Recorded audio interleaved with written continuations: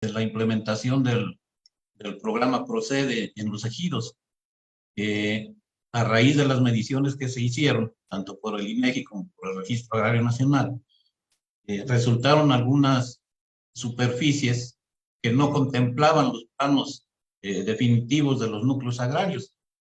Y esas superficies que no contemplaban los planos, pues se les marcó con un achuramiento.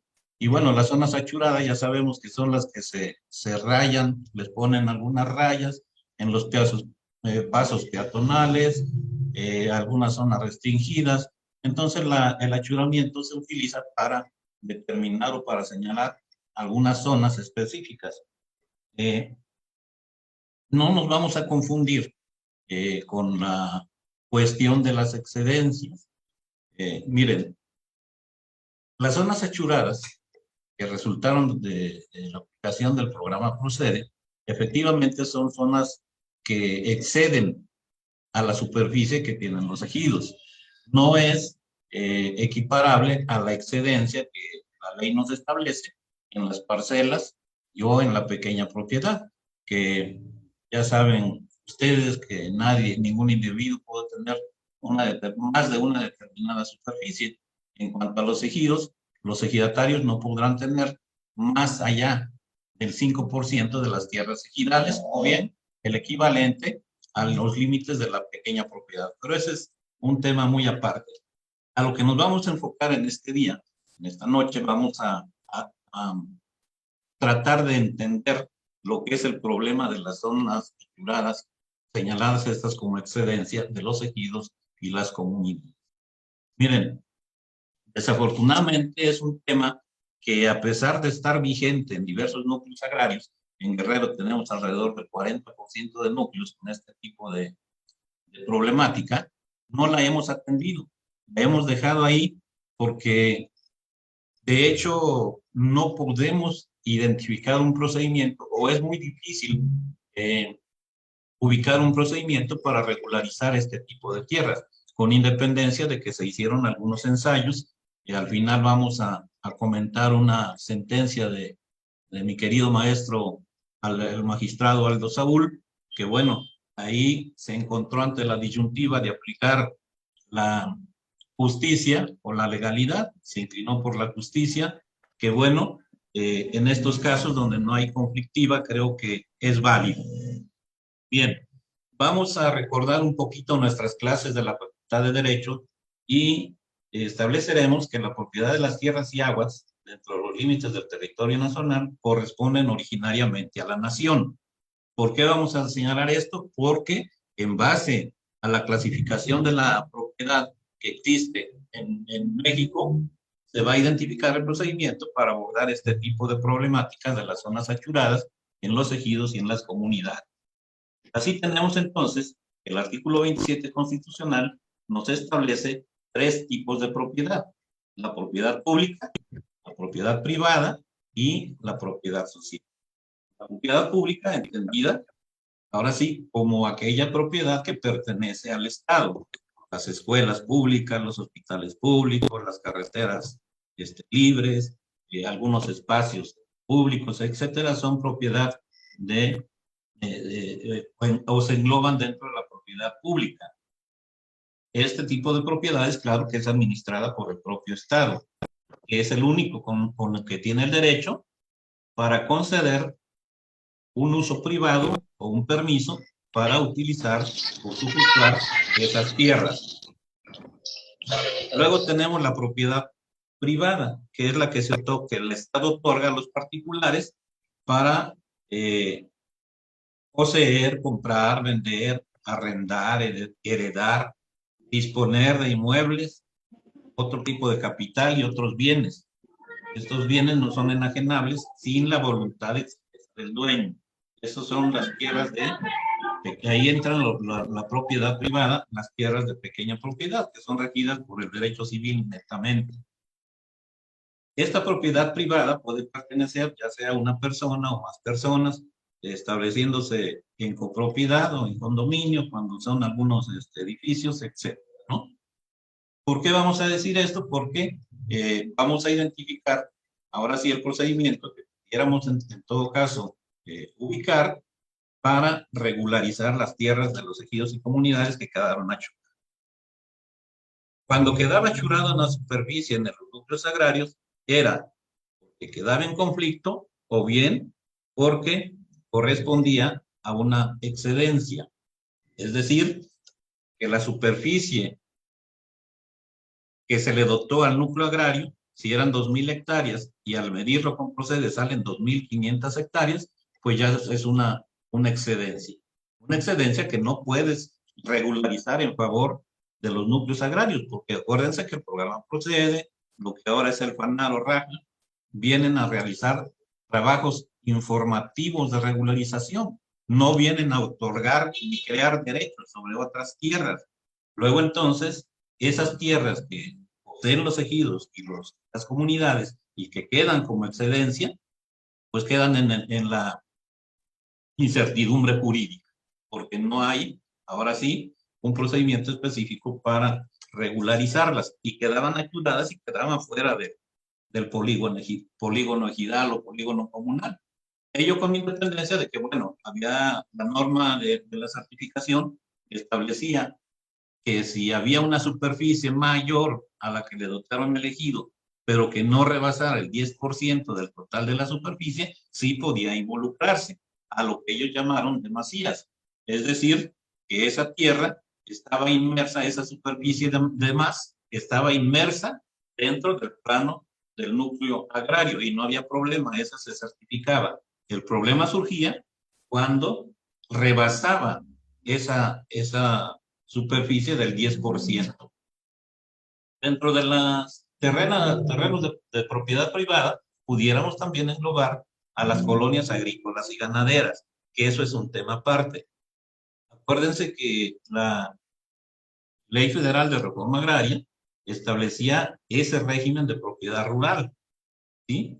Las colonias agrícolas y ganaderas, que eran para el incremento de la producción agrícola y ganadera y que estaba constituida como persona moral, que contaba con un órgano de decisión denominado asamblea y otro de representación, que era el Consejo de Administración.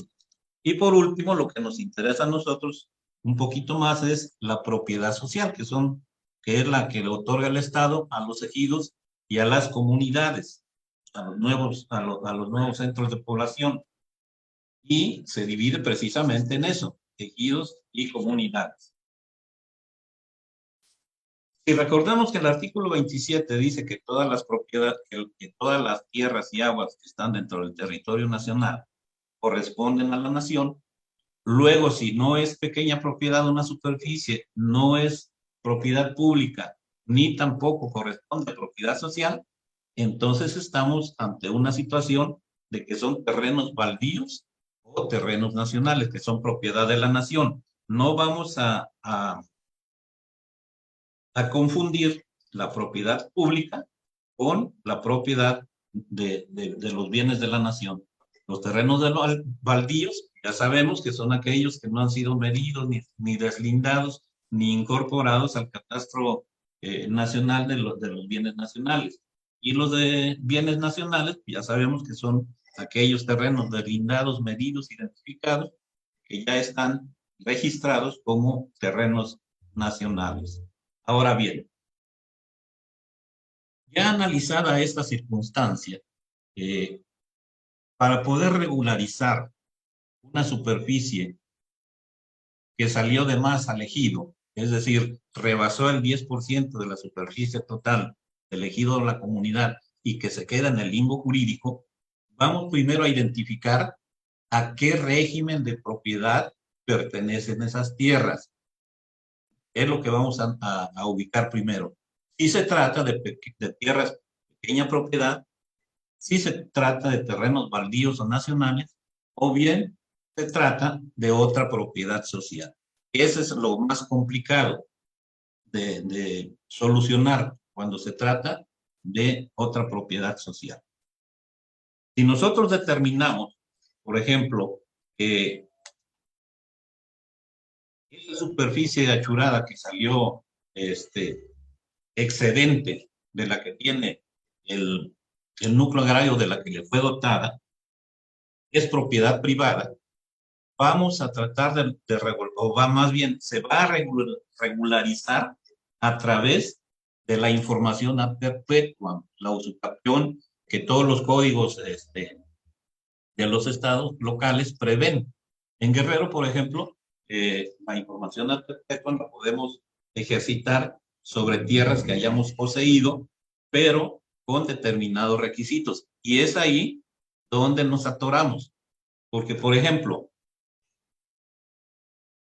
el Código del Estado de Guerrero establece que para que la información ad perpetuum es el procedimiento para decretarse cuando no tenga interés más que el promovente y se trate de justificar algún hecho o acreditar un derecho. En este caso es lo que se trata de acreditar, que es el derecho a la propiedad. Cuando se pretende justificar la posesión como medio para acreditar el dominio pleno de un inmueble, es decir, no está inscrito en el registro público en la propiedad, no tenemos documentos fehacientes de cómo acreditarlo, y lo que se necesita como requisitos es eh, tener que rendirse una prueba pericial para determinar la superficie, las medidas y colindancias, que ordenar se publique un extracto de la solicitud en el periódico oficial del gobierno del estado, notificar la existencia del procedimiento al secretario general de gobierno y al procurador general de justicia, abrir una dilación probatoria de 30 días para acreditar debidamente la posesión del inmueble, y es requisito esencial demostrar el pago del impuesto predial respectivo, por lo menos de 5 años atrás y dentro de este periodo, 3 años consecutivos. La testimonial de 3 vecinos del lugar debidamente identificados como tales por el municipio, a fin de acreditar que el peticionario ha poseído el inmueble. Se deberán rendir los autos al Tribunal Superior de Justicia para una segunda instancia de oficio, y la sentencia de segunda instancia deberá publicarse los puntos resolutivos en el periódico oficial del gobierno del estado y en 2 diarios de mayor circulación. En caso de no existir estos medios, estará a lo dispuesto en el artículo C, bla, bla, bla. Como podemos ver, para ejercitar la información ad perpetuum como medio de justificar la propiedad de los núcleos agrarios es un poquito complicado, porque si determinamos nosotros que es pequeña propiedad la excedencia que tienen en posesión los ejidos o la comunidad a la que estamos asesorando, tenemos primero que acreditar que estamos pagando impuesto predial, es decir, por lo menos un documento catastrado que permita a la autoridad eh, entender que se tiene la posesión, que se tiene de manera pacífica, continua, pública, y que por lo menos están pagando algunos impuestos, es decir, tener un documento donde esas tierras le fueron cedidas al ejido, lo que es totalmente ilógico, ¿no? Porque ¿cómo va a tener el ejido una escritura que le ampare esa superficie, máxime si son 100 o 200 hectáreas, ¿no? Entonces sí, ahí está lo complicado para digamos, acreditar la propiedad de esas tierras. ¿Quién sería el encargado de iniciar el procedimiento? Por la representación del propio ejido o de la propia comunidad.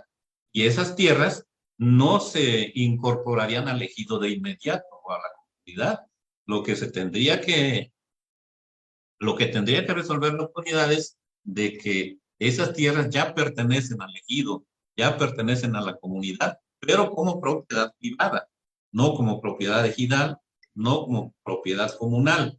Luego entonces, ya teniendo la escritura, ahora sí tendríamos que realizar el cambio, la conversión a de pequeña propiedad a ejido o de pequeña propiedad a comunidad, a bienes comunales. Así lo establece la ley agraria, esa conversión de que se pueden incorporar tierras, propiedad privada al ejido, a la comunidad. Es una manera, ahora sí, de cómo los ejidos a las comunidades pueden adquirir la tierra, y nosotros podemos apoyarlos para que se regularicen esas superficies, ¿sí? Asesorándolos para que en primer término, si es pequeña propiedad, la superficie achurada, se le conceda por las autoridades competentes la propiedad como pequeña propiedad, no como ejido ni como comunidad.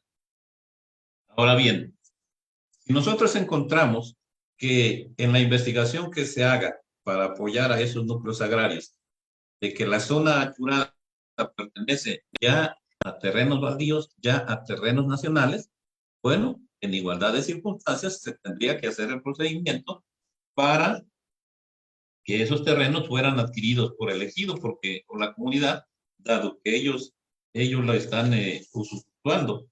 ¿Y cómo se va a hacer eso?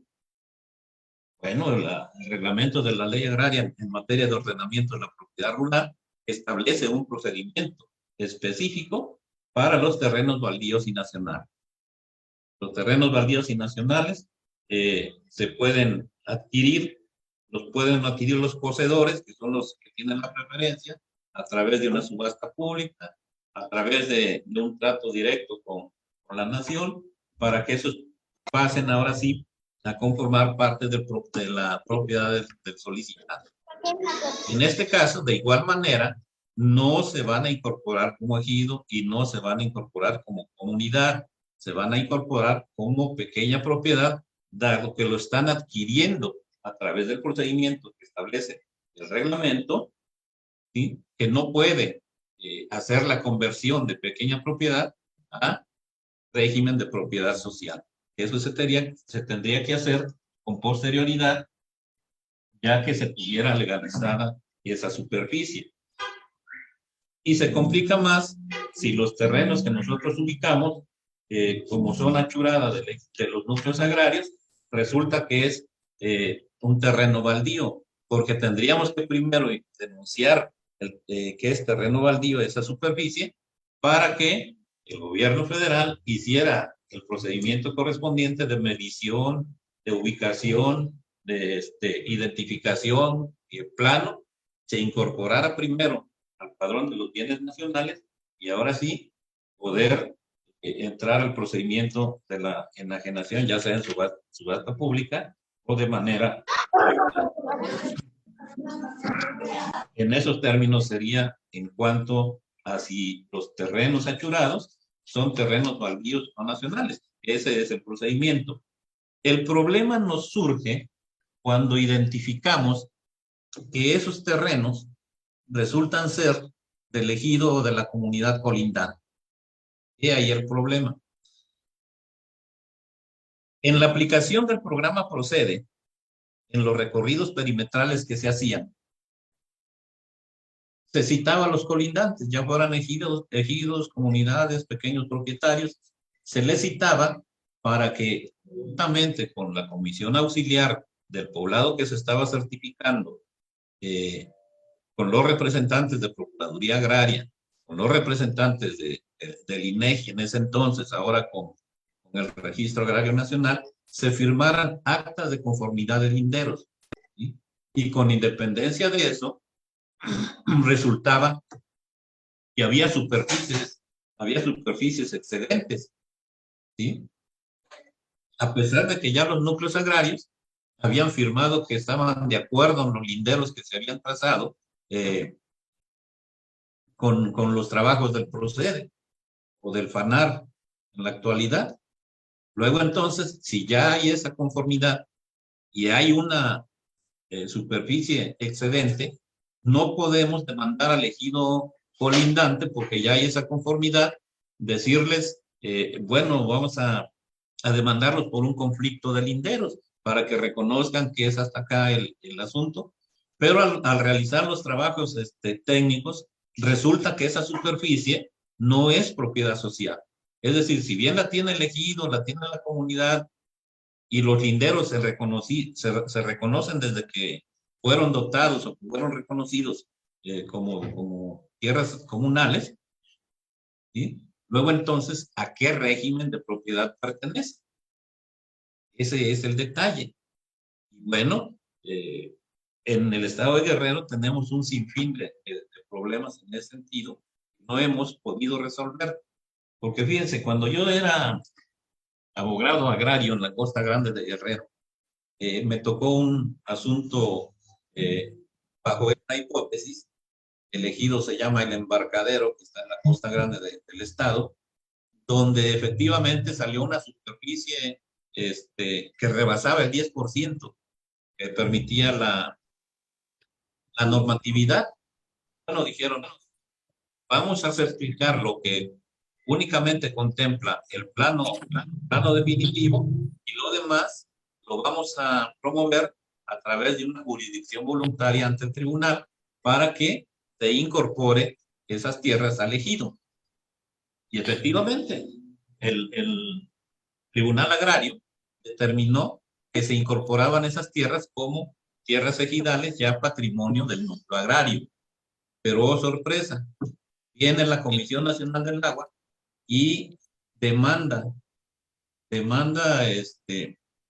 se ampara para los efectos de que fuera escuchada en juicio debido a que esa zona le pertenecía a ellos y se vino abajo la sentencia. Y bajo esa premisa, nosotros entendemos entonces que si vamos al tribunal en vías de jurisdicción voluntaria o en vías de controversia a demandar que se nos reconozca y se incorpore una superficie que tenemos de más, aparte de la que establece el plano definitivo del poblado, ¿sí? El tribunal no tendría facultades para ello. ¿Por qué? Porque si es tierra pequeña propiedad, resulta un propietario, se ampara y nos echa bajo la sentencia. Si son terrenos baldíos o nacionales, viene la federación, se ampara y nos echa bajo la sentencia.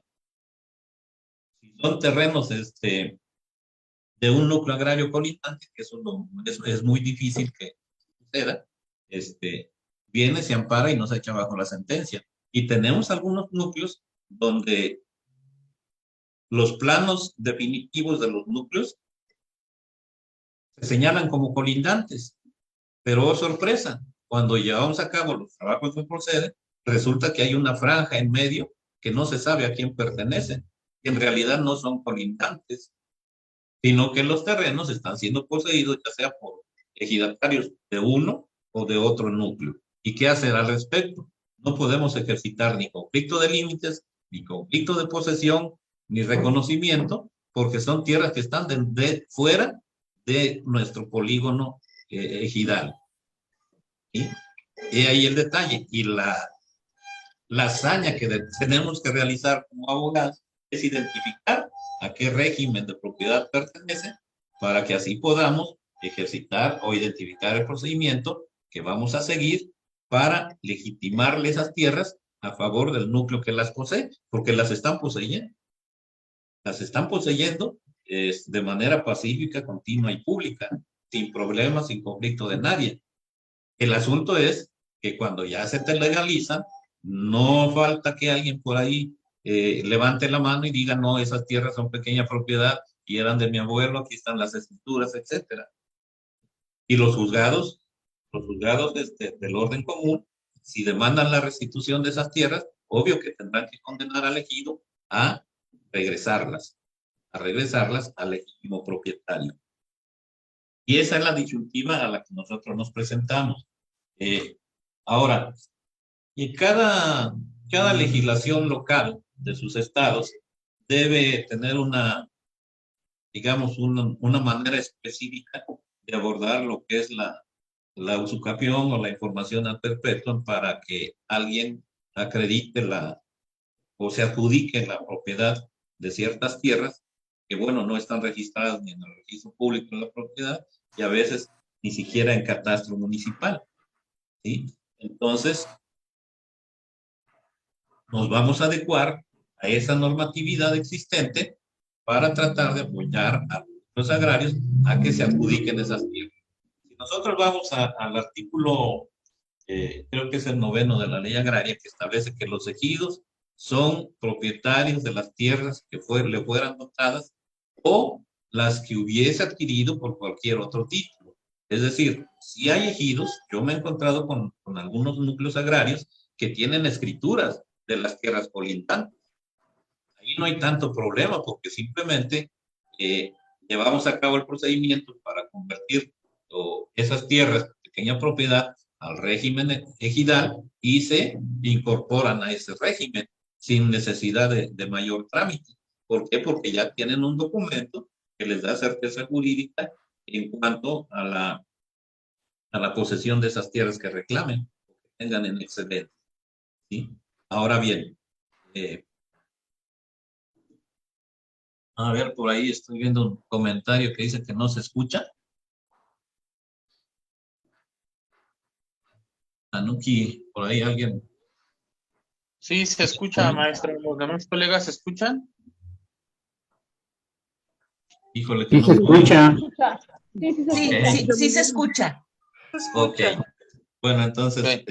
continuamos. ¿Sí? Adelante, maestro. Entonces, esa situación que es un problema que hemos dejado de lado y que no hemos abordado de manera decidida, pues se está quedando en rezago y estos ejidos van a seguir teniendo la indefinición de esos terrenos que quedaron fuera de su plano definitivo, porque ninguna autoridad se los va a reconocer. Y los procedimientos son un poquito tediosos, y esos son los procedimientos que se identificaron allá por los años 90, 96, 97, cuando empezaron a resultar varios núcleos agrarios con esta problemática. Y tratamos por todos los medios de que los tribunales agrarios pudieran retomar esa situación y determinaran que esas tierras pasaban al patrimonio del ejido, cosa que desafortunadamente no ocurrió, salvo esa sentencia que emitió, y creo que se emitieron otras más, del maestro Aldo Saúl. Aldo Saúl, que bueno, sí, está interesante la sentencia, porque en un principio el ejido demanda que se declare que son tierras del ejido y que se incorporen, pero bueno, eso lo vamos a tratar al final de la charla. Ahora bien,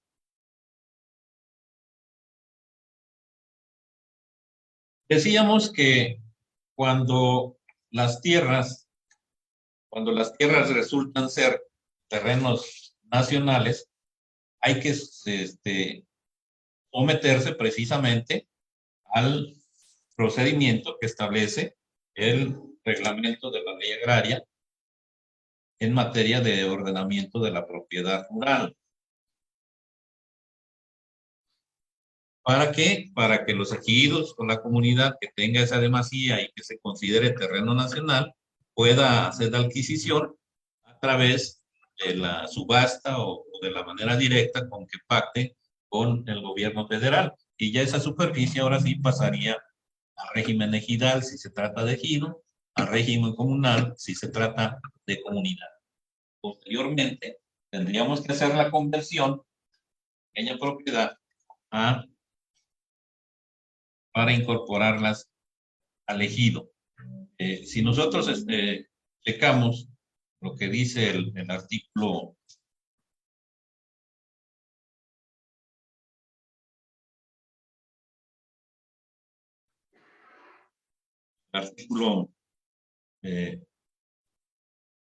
para la creación de los nuevos ejidos, ¿sí? El artículo 90 de la ley agraria establece que para la constitución con la constitución de nuevos ejidos, que un grupo de 20 o más individuos participen en esa constitución, que cada individuo aporte una superficie de tierra, que el núcleo cuente con un proyecto de reglamento interno que se ajuste a lo dispuesto por la ley, que tanto la aportación como el reglamento interno constan en la escritura pública y se solicita su inscripción en el Registro Agrario Nacional. Esto se refiere a que si los ejidatarios o los posesionarios más bien que están en posesión de las tierras que quedaron en zona achurada no quieren incorporarse al ejido, pero sí quieren crear uno, están en posibilidad de hacerlo, porque ellos pueden demandar el reconocimiento de la posesión y que se les adjudique como propiedad esa superficie que tienen en posesión con independencia del núcleo agrario. Ahora bien, el artículo 92 establece que el ejido podrá convertir las tierras quede adquirido bajo el régimen de dominio pleno al régimen ejidal, en cuyo caso el comisariado ejidal tramitará la inscripción correspondiente en el Registro Agrario Nacional, a partir de lo cual dicha tierra quedará sujeta a lo dispuesto por esta ley para las tierras ejidales, ¿sí? Entonces, ese es el procedimiento que nosotros tendríamos que seguir para que esas tierras que fueron superficie achurada, en primer término pasaran a propiedad del ejido y posteriormente hacer la conversión a tierras ejidales. Y con eso solucionamos el problema. Pero bueno, sí es un procedimiento un poquito tedioso, que bueno, laborioso más que nada, y los requisitos que ahí se nos establecen, al menos la legislación de Guerrero, son muchos los requisitos y los comisariados ejidales no quieren aventarse el boleto de regularizarlo. Ahora bien,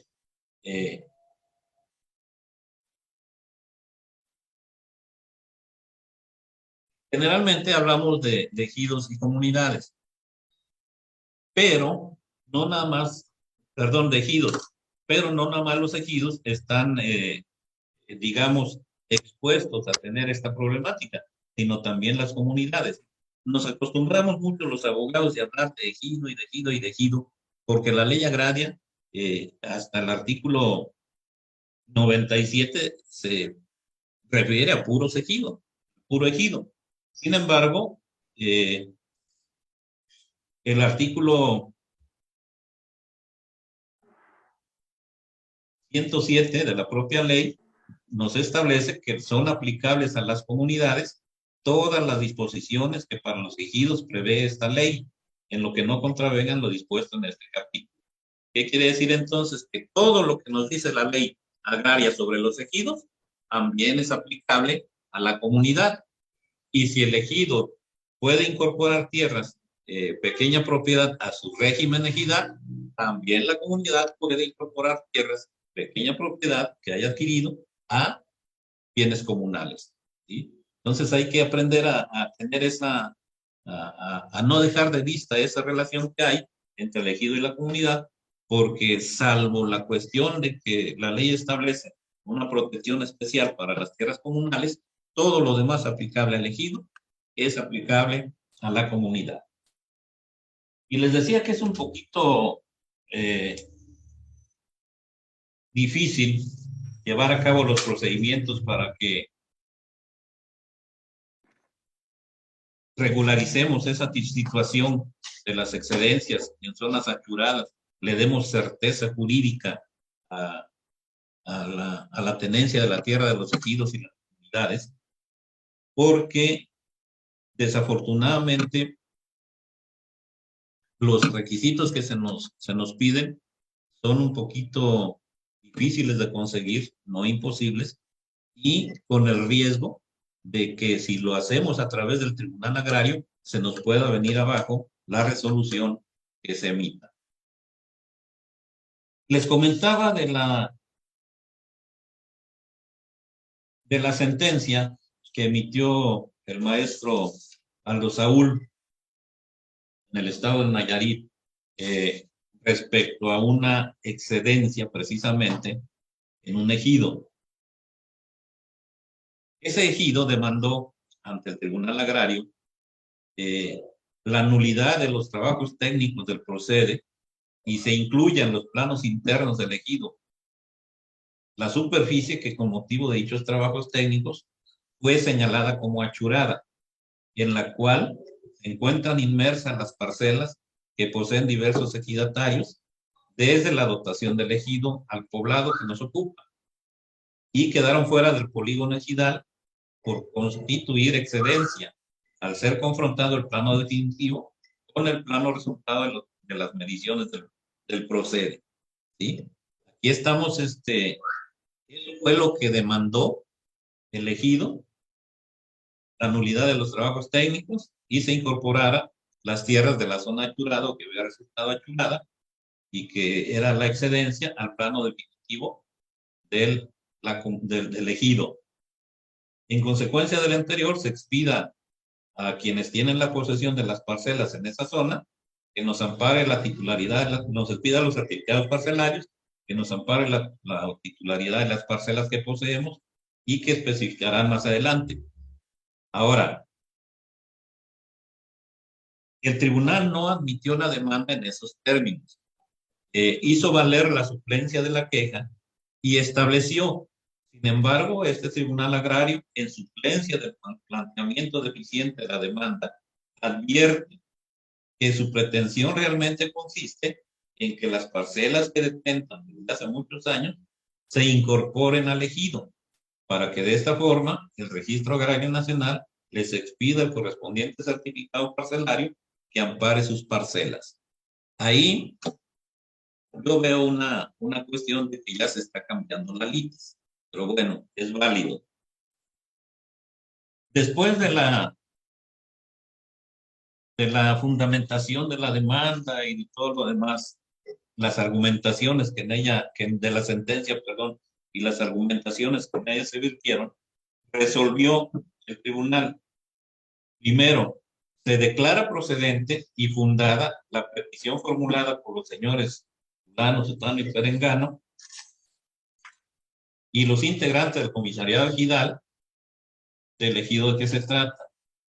Se declara que el mencionado núcleo agrario tiene derecho a disponer como parte de su patrimonio de los terrenos comprendidos en los dos polígonos, atento a lo expuesto en la parte considerativa de esta decisión judicial.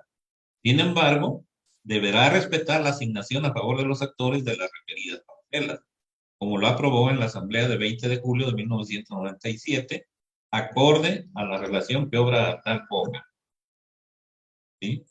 Y va más allá, en lo relativo a algunas parcelas que detentaban ciudadanos que ya habían fallecido, el tribunal determina asignárselas a sus causavientes y se ordena la inscripción de la sentencia ante el Registro Agrario Nacional y ante el Registro Público de la Propiedad y el Comercio de ese estado, y que se publique en el Diario Oficial de la Federación y en el Periódico Oficial del Gobierno del Estado. Como podemos ver aquí, no hubo un pronunciamiento de qué tipo de tierras pertenecía a la superficie achurada establecida como excedencia. Luego entonces el riesgo que se corre es de que salga alguien con un documento que acredite la propiedad de esas tierras y la sentencia se viene abajo. ¿Por qué? Porque si son tierras pequeña propiedad, el tribunal no tendría la competencia para reconocerle esas tierras al ejido, definitivamente. ¿Sí? Si resultara que son tierras de terrenos nacionales o terrenos baldíos, igual el tribunal no tendría la competencia para asignarle esas tierras al ejido, dado que los procedimientos para regularizar este tipo de tierras son muy distintos y no tendría competencia el tribunal para llevarlos a cabo, ¿sí? En esos términos. Entonces, si hay controversia, yo creo que el tribunal no debe resolver en esos términos. Si no hay controversia, estamos seguros de que no va a ser así, bueno, pues consintamos el hecho que nos inclinemos por la justicia más que por la legalidad. Porque todas las superficies achuradas de los diversos núcleos que salieron con excedencias en los trabajos del procede, en los trabajos del FANAR ahora llamado Raja también, pues no van a tener nunca definitividad jurídica. ¿Qué hacer al respecto? Yo lo que, con mi poca experiencia en esos tiempos en materia agraria, yo lo que establecía era de que, bueno, se legislara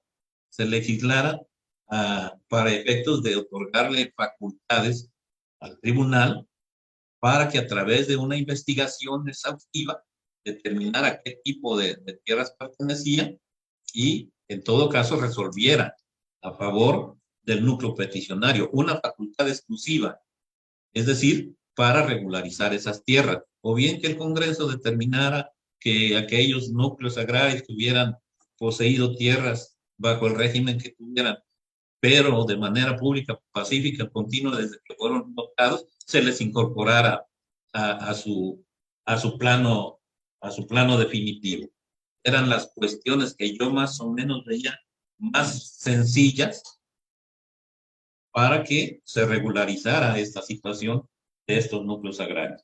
Les digo, es un tema que hemos dejado de lado y que ahí va quedando rezagado porque todos nos enfocamos a los conflictos por la protección de las parcelas, a los conflictos sucesorios, etcétera, etcétera, ¿no?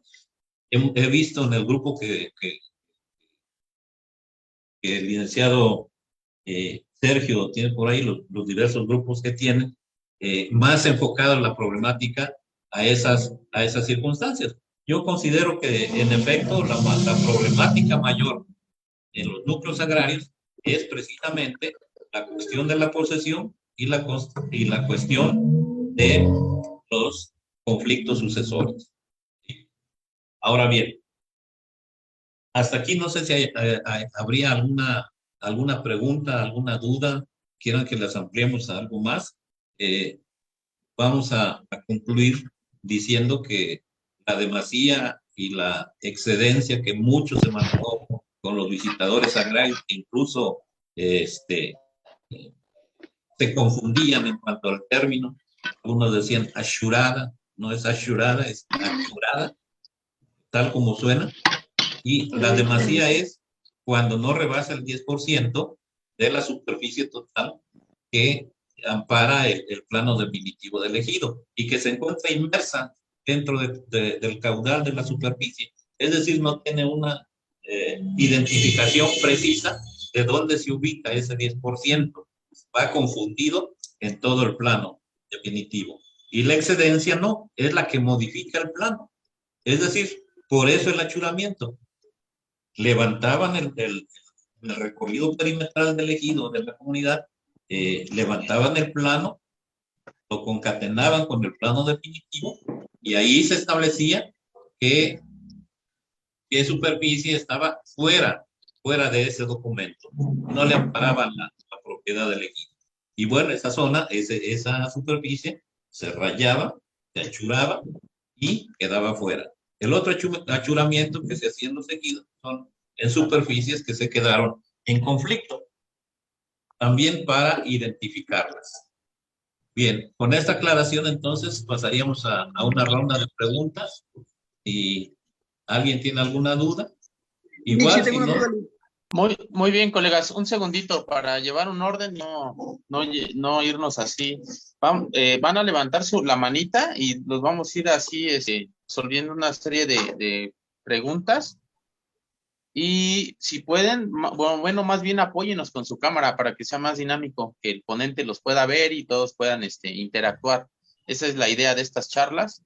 Entonces, si pueden alzar su manita y les vamos dando el uso de la voz y así ya lo hacemos más rápido.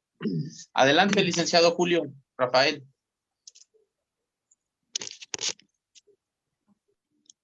Gracias, maestro. Buenas noches a todos. Maestro, una pregunta en relación al tema. Fíjese que en un ejido, yo soy del estado de Veracruz, Julio Rafael Martínez Crisanto, para servirle.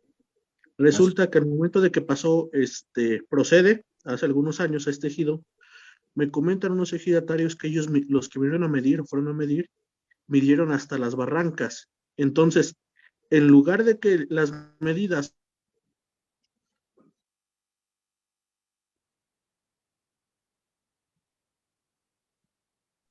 Ya no lo escuchamos, Julio, se fue. Sí, no, la señal, sí.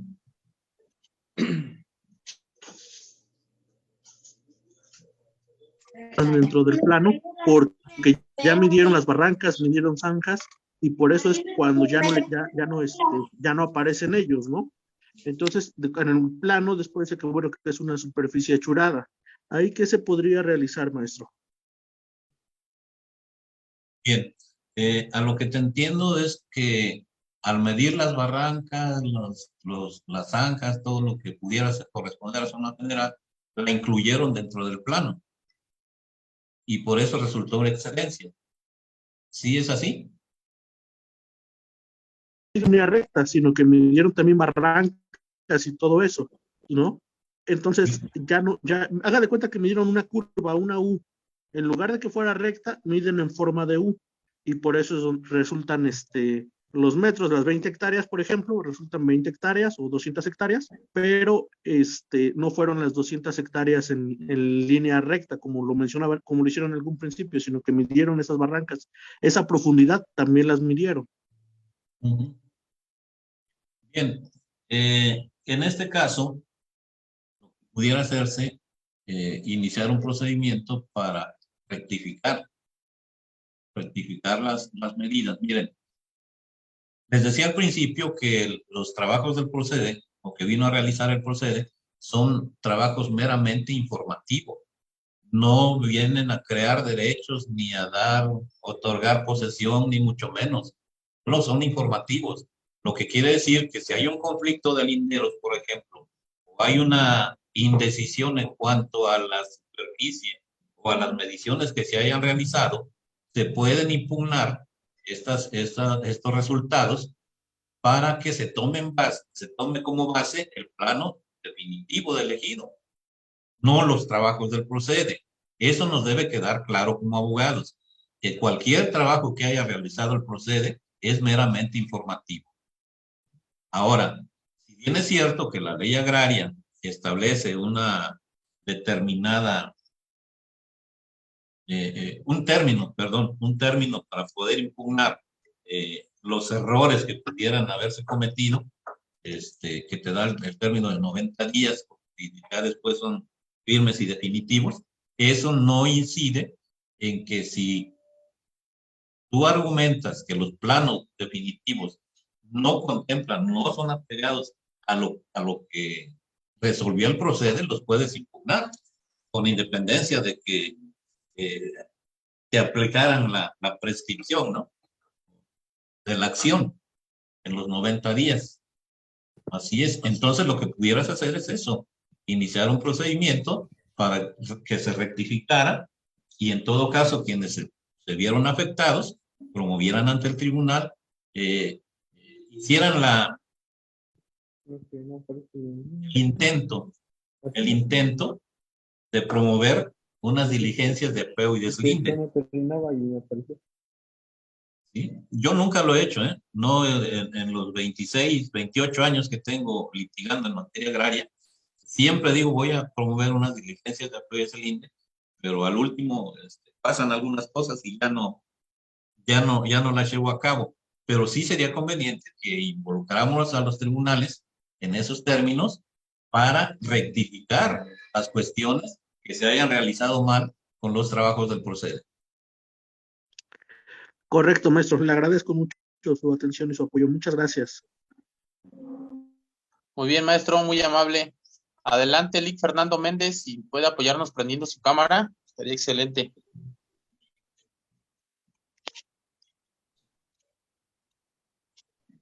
Lic, buenas tardes.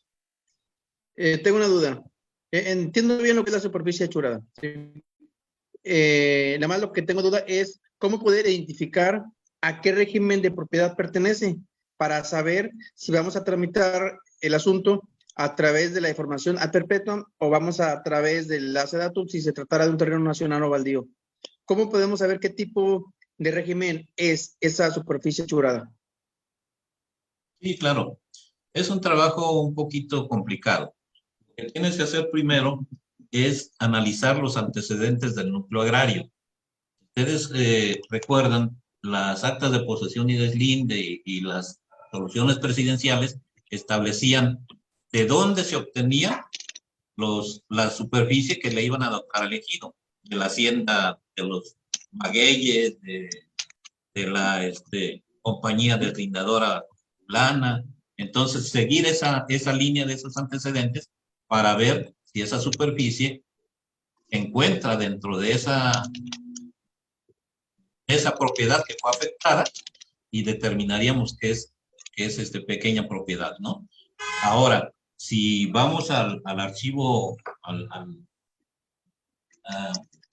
archivo, perdón, al padrón de terrenos nacionales, ahí veríamos si ya están identificados como terrenos nacionales o no. Y también hacer uso de los planos definitivos a quien señalan como colindantes por ese lado. Si señala como colindante al ejido o señala en posesión ejidatarios del poblado, etcétera, ¿no? Entonces, por ahí puedes buscar para determinar a qué régimen de propiedad pertenecen esos terrenos achurados.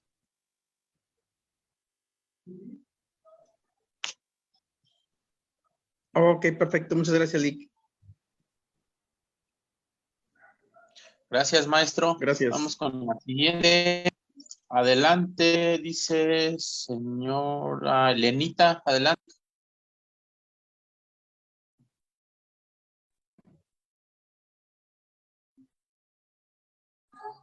Hola, buenas noches. Mire, yo soy de Michoacán, precisamente del municipio de Uruapan, Michoacán. Por aquí, cerca de Uruapan, hay varias comunidades indígenas. Yo soy de un pueblo que se llama San Andrés Corú. Ahí hay conflicto de linderos. Se supone que entre una propiedad, entre un ejido y otro, más bien es una comunidad indígena y un ejido. Entonces se supone que había una área donde no era de nadie. Me imagino que se refieren a la achurada que están manejando ustedes, no sé si entre dentro de esa. Pero promovieron un juicio de linderos para determinar los linderos. La cuestión es que Procede entró a la comunidad indígena y hizo medición, pero se pasa y la situación de la área que no era de nadie, pues desapareció y invaden al ejido. Entonces, ahí promovieron un juicio de linderos, como le dije. Más bien, creo que el abogado que estaba promoviendo fue la prescripción, promovió la prescripción, pero luego entró otro abogado y modificó a linderos. La situación es que ahorita la comunidad indígena se pasa y ya quiere mucho más abajo. Pero aquí, por ejemplo, se está hablando de la propiedad anchurada. Se supone que ese espacio entre un ejido y otro es propiedad anchurada. ¿O qué tipo de propiedad hay ahí? Bien, es muy común que en los núcleos agrarios donde quedaron franjas inmersas que no pertenecen ni a un ejido, ni a otro, ni a una comunidad, ni a otra, sino que son superficies que están en medio, era común que los ingenieros del INEGI las involucraran, ya sea en el plano de uno o en el plano de otro. Sin embargo, con las pruebas periciales, en base a los planos definitivos, que son los que se tienen que tomar en cuenta para cualquier procedimiento agrario, ¿sí? Se tienen que establecer los linderos, tanto de uno como de otro, y ahí tiene que aparecer definitivamente si esa zona es zona achurada para tratar de identificar el régimen de propiedad al que pertenece, ¿sí? Tiene que quedar fuera.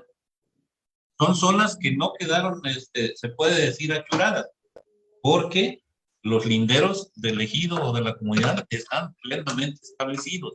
La zona achurada es de que esa superficie que quedaba en medio se lo hubiesen cargado a un ejido y la hubieran achurado, la hubieran rayado como en posesión, pero no en propiedad. Es decir, el ejidatario la están poseyendo, pero ilegalmente porque no pertenecen al núcleo que ellos están.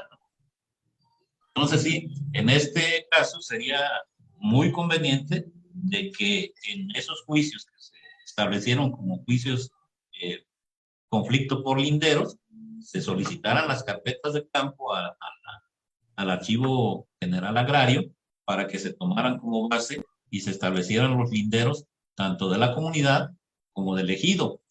Y esa superficie va a resultar fuera de los dos polígonos. No va a resultar achurada, porque si resultara achurada, quiere decir que se midió con el Procede y la consideraron como excedencia de alguno de los núcleos. Pero si no está achurado el plano del procede, producto del procede que se levantó cuando se llevó a cabo el programa, si no está esa zona contemplada ni achurada y contempla como colindante a la comunidad, pues sí, entonces sí, no son zonas achuradas. Ahí alguien se está tratando de pasar de listo. ¿Cómo vamos a solucionar el problema? La pericial y en base a los planos definitivos de los dos núcleos, no a los trabajos del procede, porque esos son meramente informativos. Les repito, ¿vale? Sí, gracias. Muy bien, maestro. Gracias. ¿Alguien más, colegas?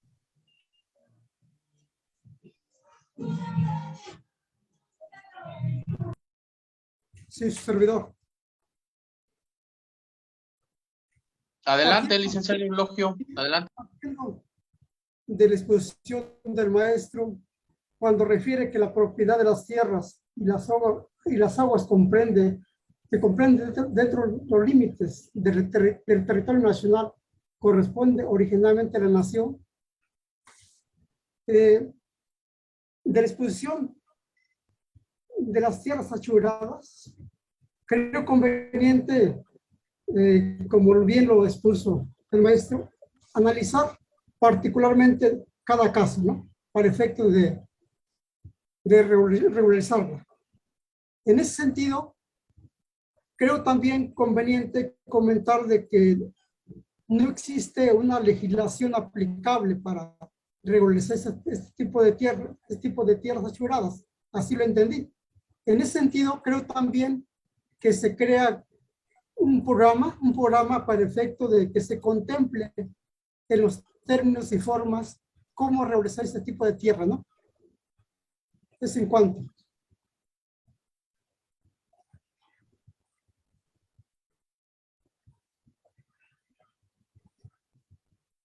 Sí, sí escuchó, maestro. Sí, claro que Ok, de acuerdo.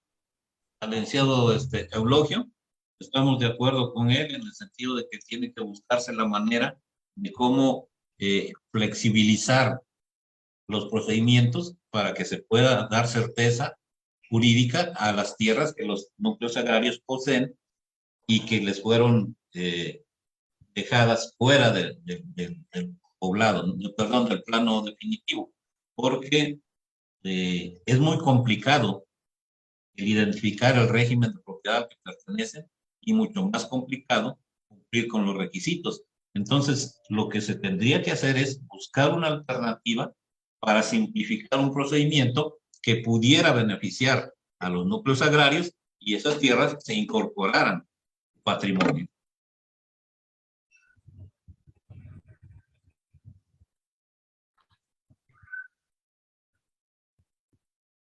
Muy bien, maestro, muy amable. Vamos con el siguiente. No sabemos cómo se llama, solamente dice Huawei Nova 9, pero adelante, Lick, con gusto. Hola, buenas noches a todos. Gracias por la invitación al grupo. Mire, yo radico aquí en Quintana Roo, en Chetumal, Quintana Roo, exactamente. ¿Sí me escuchan? Sí, claro, adelante. Yo quiero hacerle una pregunta. ¿Cuándo podría manejarse como un asunto de jurisdicción voluntaria y cuándo a través de una controversia?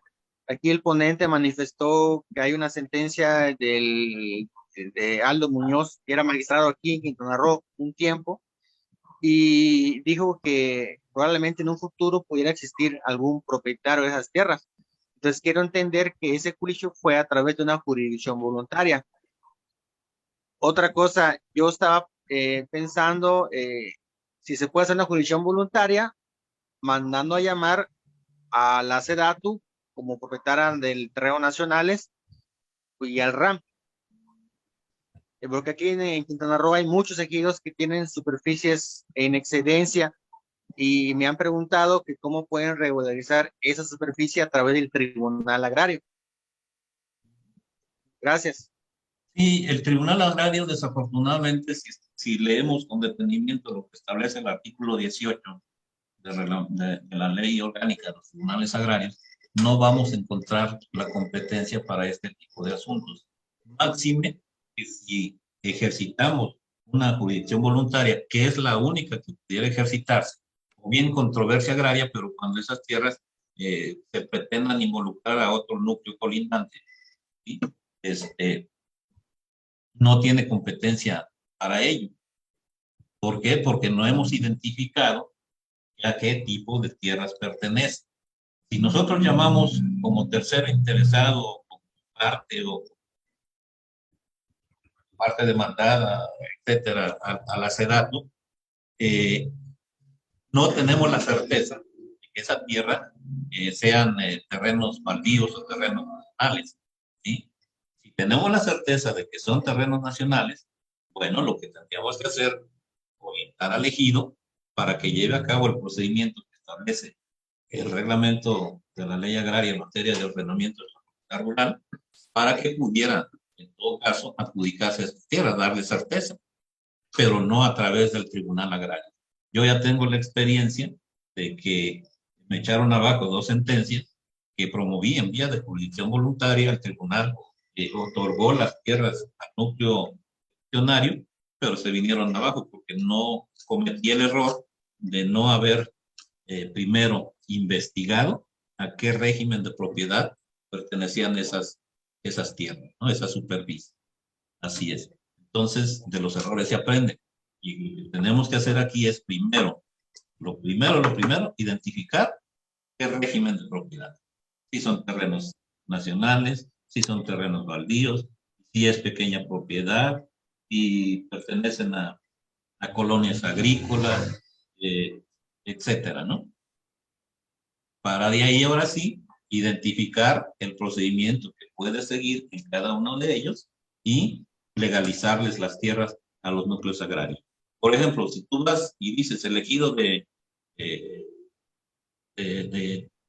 Chetumal, a ver, salió con una excedencia de 500 hectáreas. Vamos a ver, esas 500 hectáreas son terrenos nacionales. Bueno, vamos a promover entonces, ante la autoridad correspondiente, que se nos enajenen, porque si nosotros los tenemos en posesión, tenemos la preferencia para adquirirlos, ¿sí?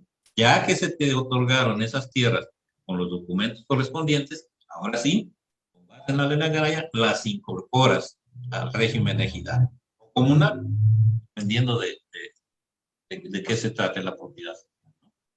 Si son pequeña propiedad, de que, bueno, pertenecen al cacique, estaba por ahí, están registradas en el registro público de la propiedad, etcétera, etcétera. Vamos a promover la prescripción en todo caso.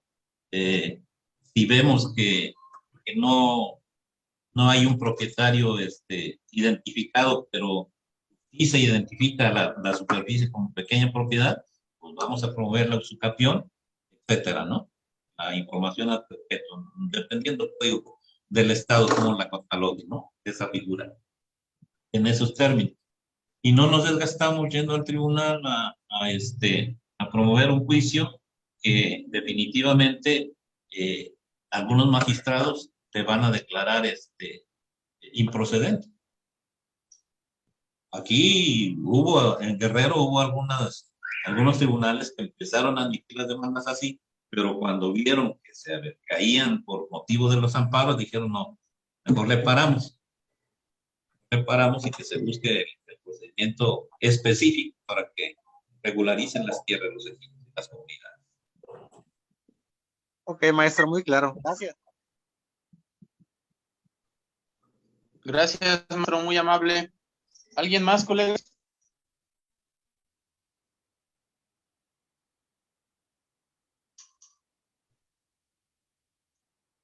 ¿Todo bien? ¿Todo claro? Perfecto. Pues voy a leer una que está aquí en el chat, ¿no? Bien. Nos dice una participante, buenas noches, Lick. Y si fueran terrenos ganados a una laguna, ¿es con la Conagua la legalización?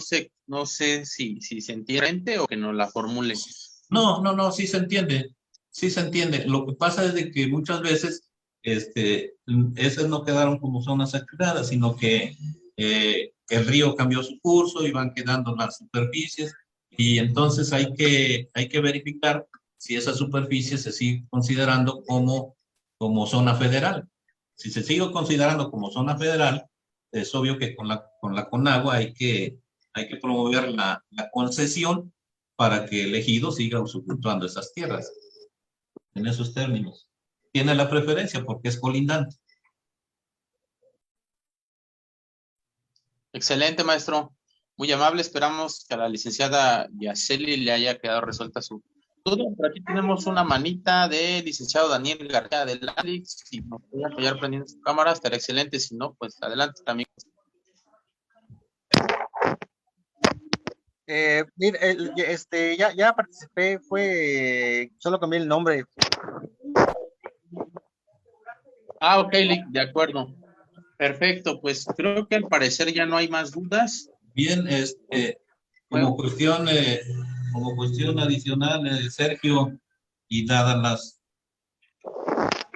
las torpezas técnicas de esta transmisión, pudiéramos, a raíz de, salvo la mejor opinión de los participantes, pudiéramos programar una plática, una charla respecto de las tierras ejidales comunales. ¿Para qué? Para establecer, porque en el grupo sí hay algunas participaciones que no están muy acertadas. Sería conveniente que de manera general abordáramos lo que son las tierras, por su destino, cómo se clasifican, qué contratos se pueden llevar a cabo, cuáles no, etcétera, ¿no? Qué bienes se pueden suceder y qué bienes no, de una manera muy general, para que tuvieran un panorama específico, ¿no? Porque veo, y siempre en todas las charlas que hemos tenido, siempre hemos sostenido que hay que despojarse de esa costumbre que tenemos algunos abogados que litigamos una materia. Si yo la litigo materia civil, quiero aplicar lo civil a lo agrario, y no es conveniente. Lo agrario es de lo más sencillo, no nos hagamos complicada la vida. Entonces, para que se pudiera, en todo caso, establecer alguna cuestión al respecto, nociones generales de las tierras en las que se divide por su destino elegido, de uso común, parceladas, asentamiento humano, qué contratos se pueden llevar a cabo, qué contratos no, qué tierras se pueden suceder, cuáles no, etcétera. No sé, salvo mejor opinión de los participantes, ese sería mi compromiso, y para la próxima les prometo que ya arreglo mi cámara. Sí, la verdad estaría excelente, maestro. Pues todo conocimiento, la verdad, es bienvenido, y creo que en el grupo pues lo van a agradecer, porque pues hay muchos que efectivamente van iniciando en lo agrario, o algunos postulantes que están incursionando también en esta bonita rama del derecho. Entonces, estaría genial. Sí, también ya chicos, con más pruebas, darla para el tema de la cámara, y podemos ir también a que justo íbamos a tirar like también a nuestro grupo que tenemos en Facebook denominado Litigio Agrario, en el cual hemos ido, pues ya algunas veces que hemos ido con algunos magistrados y han sido interesantes. Ahí pueden consultar, ahí quedaron grabados. Hemos subido una serie de materiales también al grupo, y ahí seguiremos transmitiendo las demás. Entonces, el grupo, este video es la posibilidad de decirla para los que no estuvieron, pero repito, el grupo se llama Litigio Facebook, pueden materiales y algunas ponencias que ya tuvimos. Ese es uno de nuestros grupos. Y pues bueno, no sé, de salir de la charla, coméntenos, alguien nos puede comentar qué les pareció la charla, cómo se sintieron, sus dudas, qué pasó, que no se sintieron con el taller práctico.